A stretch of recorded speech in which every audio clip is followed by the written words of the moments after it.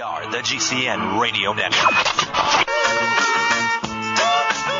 You know, it's so frustrating reading UN documents, RAND Corporation documents, Pentagon documents, linking to them on Infowars.com, State Department Memorandum 200, where they say they want to get rid of the majority of the people on the planet.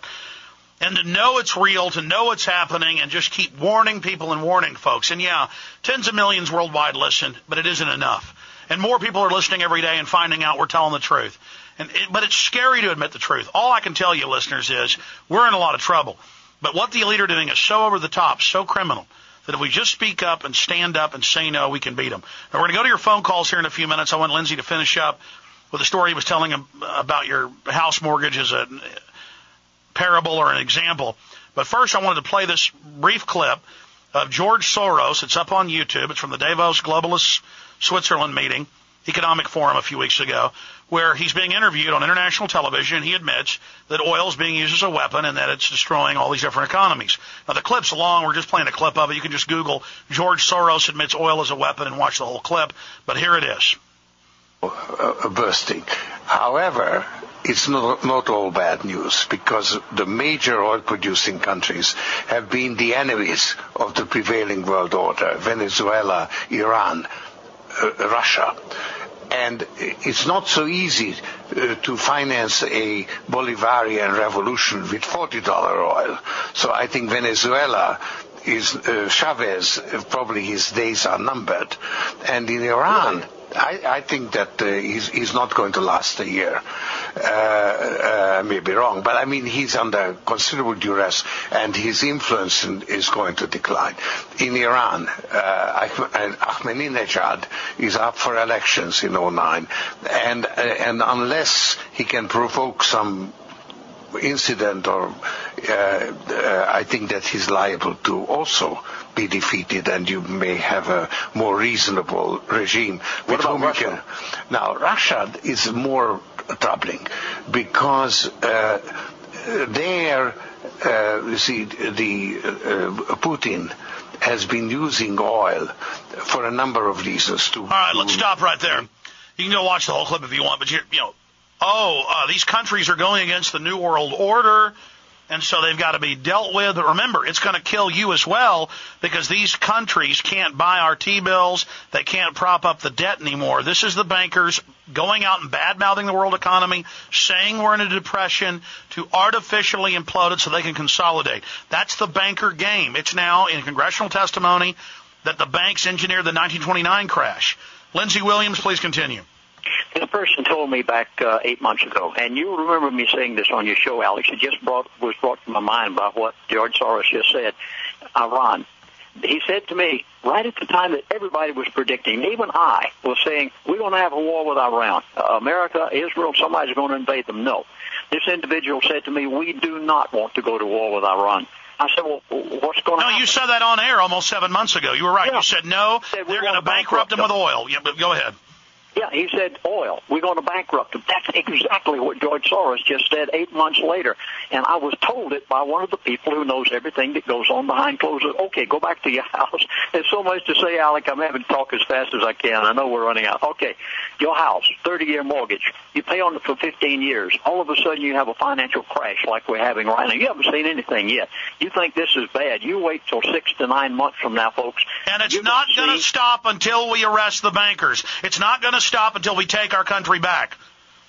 You're exactly right. And it's going to be programs like yours that see it brought back, because the only thing that these people fear is the masses waking up, and that's what you're doing for them, Alex. Okay, 30-year mortgage. You pay on it for 15 years. What did that banker give you when you bought that house? They gave you a piece of paper.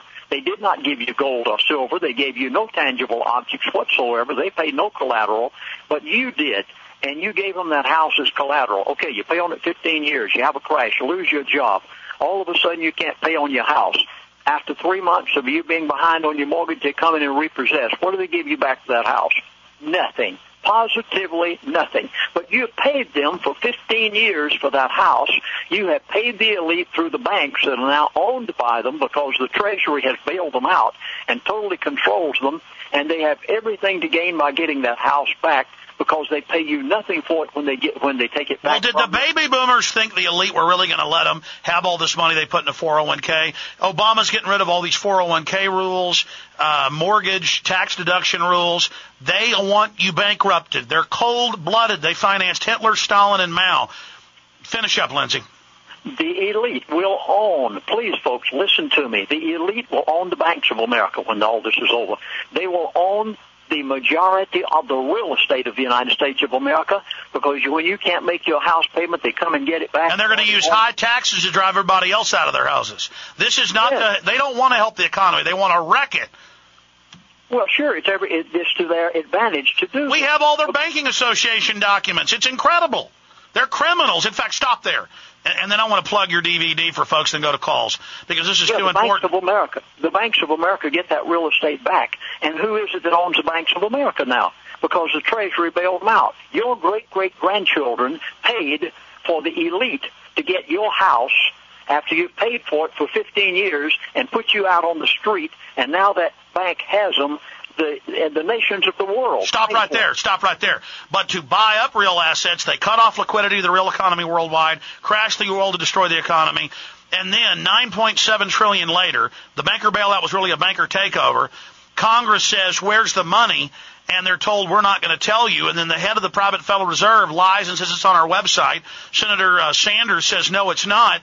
And then the head of the Fed admits, we're not going to tell you where the money is. Bloomberg headline, Fed refuses to release bank data, insist on secrecy. Here is that clip.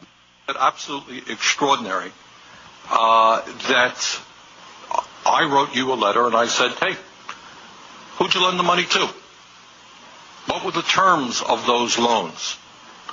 How can my constituents in Vermont get some of that money? Who makes the decisions? Do you guys sit around in a room? Do you make it? Are there conflicts of interest? So my question to you is, will you tell the American people to whom you lent $2.2 trillion of their dollars?